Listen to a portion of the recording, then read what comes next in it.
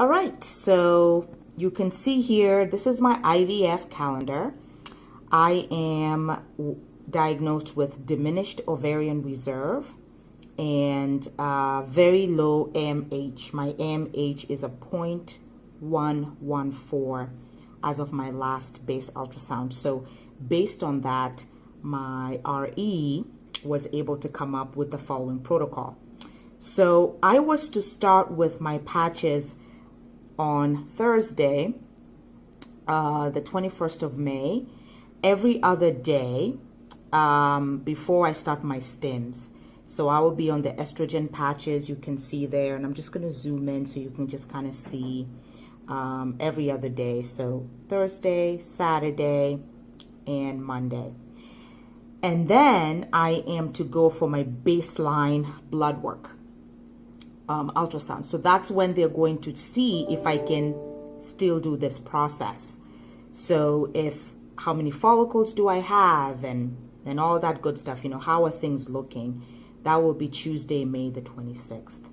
That is also when that evening is going to be my first stim injection. Also, the first day of stims is what my nurse said. So the protocol is on my first day of stims in the evening, I'm going to do Lupron. So I'm going to do Lupron for 3 days. And I have 20 units, I think you can see there. And then I'm going to start my Gonal F and Menopur for the next 8 days. Not for the next 8 days rather, but until my 8th day of stims. So 450 Gonal F is my protocol, and Menopur 150 I use. So I will do that on day 4, 5, 6, 7, and 8. Remember, this is the first day of stim. So 1, 2, 3, 4, 5, 6, 7, 8.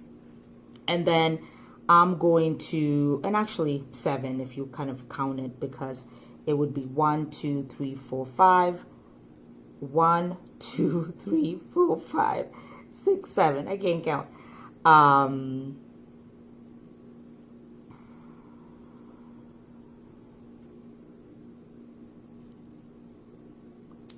And so just to be sure, I'm going to count that again. So it would be 1, 2, 3, 4, 5, 6, 7. So I'm going to do 7 days. And then the 8th day, I'm going to go in for blood work for them to kind of see how they're going. The issue with me, with my situation, is they don't know how I will respond. So they say that I'm possibly what they consider a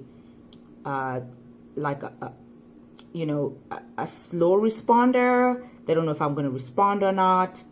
And so that will gauge where they are. And then we'll move on forward. So that's an example of my IVF schedule. Hopefully it helps many of you going through the same process. Explain the difference between absolute risk and relative risk. Absolute risk is the overall risk for any outcome in a group of people over a period of time. Relative risk is the relative difference between two compared groups of people. In the following examples, the absolute risk is the percentage of IVF pregnancies in which the risk occurred. The relative risk is the risk in IVF pregnancies versus the risk in non-IVF, non-infertile pregnancies. If the relative risk is 2, then it is twice as likely for an IVF pregnancy to experience the outcome when compared to a non-IVF pregnancy. The risk of conditions such as preeclampsia associated with elevated blood pressure and, in rare cases, seizures, increased by 1.6 in relation to strands of DNA within structures called chromosomes. Genes are organized into 23 pairs of chromosomes. In all individuals, 1 chromosome in each pair is inherited from the mother, and 1 is inherited from the father.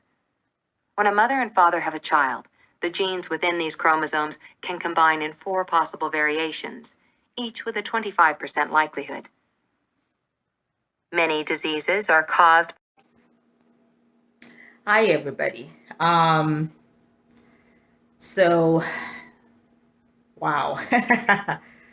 How did the IVF journey begin? How did the medications go? You know, it's funny because I know that when I was doing my research, a lot of what I found was difficult for a lot of people was the shots.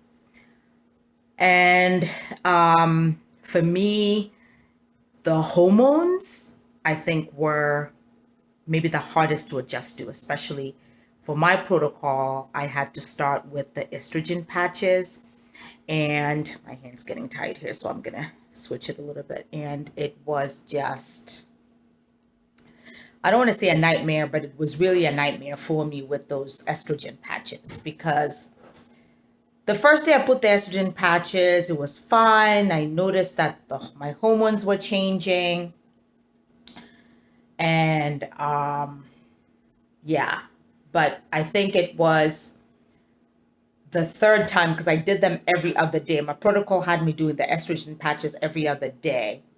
And then I was waiting for my menstrual cycle to start.